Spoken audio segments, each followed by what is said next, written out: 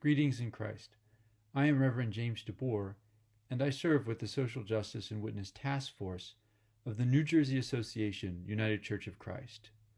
Today, I'd like to highlight an important point that we need to make sure does not get lost in the shuffle, given that there is so much happening recently. Many of the current administration's actions have been blatantly unlawful, and I'll just discuss a few of them today. My goal is to equip those of you watching to hold firm when members of your congregation call for unflinching fealty to the current administration, suggest that criticism of the administration is unpatriotic, or encourage you to keep your political opinions to yourself, because respecting diversity of political opinions is one thing, but tolerating willful violation of the law by the executive branch is something else that we as people of good conscience have every reason to be concerned about. In a constitutional system such as ours, the executive branch, which is the White House and federal government agencies, must obey the laws. They cannot set them aside in the interest of efficiency or convenience or ideological opposition. Nor can they set them aside on the basis that they won the election with 49.9% of the popular vote. Even with the majority or supermajority of the popular vote, the Constitution remains in effect until there's a constitutional convention to change it. We in the United Church of Christ should be especially mindful of the constitutional structure of American government because it was a member of one of our predecessor denominations, John Adams, a Congregationalist, who was at the forefront of designing the constitutional system. The bedrock of American law is the Constitution of the United States of America, which guarantees certain basic rights to everyone. The Fourth Amendment, for example, guarantees the right to be secure from unreasonable searches and seizures. This means law enforcement must have probable cause before they can stop and search you.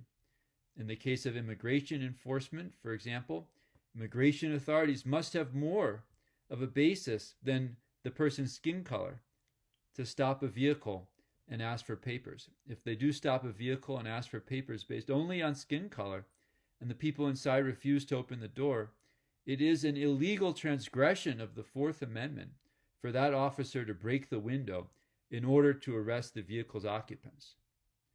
Some people might say, well, if it turns out that the people inside are undocumented, then whatever tactics the officer used don't matter. But it does matter, because officers take an oath to defend the Constitution, and that includes the Fourth Amendment. Claims to be enforcing law and order are worthless if the agencies charged with upholding the law are sabotaging it. The Fifth Amendment guarantees due process of law. That means that before anybody is deprived of liberty or property or is deported, they have a right for a judge to hear their case. Under the Constitution, this right cannot be rescinded by the administration, neither for citizens nor for non-citizens. It does not matter what horrible things the government says that person did. Think about it. If you can be jailed indefinitely or deported, not because there's any proof, but just because the government brings severe accusations against you, then the fact that the accusations might turn out to be false won't matter, because you don't have your day in court. Your due process has been revoked. You might think, well, I'm not concerned because I'm not an immigrant or I'm not a criminal, so I don't need any of these protections. But that's not how it works. The Constitution guarantees your freedom. You might find today you agree 100% with everything the administration is doing, but tomorrow, what happens if you disagree? Maybe you support everything but the tariffs, or everything but cuts to Medicaid, or for all I know, everything except getting into a land war against Denmark or Canada.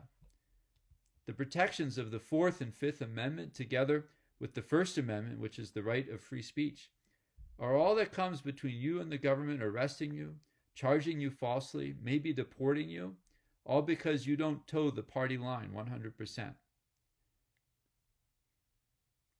As we look back to Memorial Day and ahead to Flag Day, I encourage all of us to be mindful of the meaning of the sacrifices of generations of service people and their families.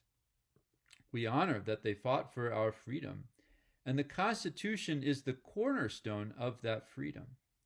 Let's do what we can to make sure that it stays that way.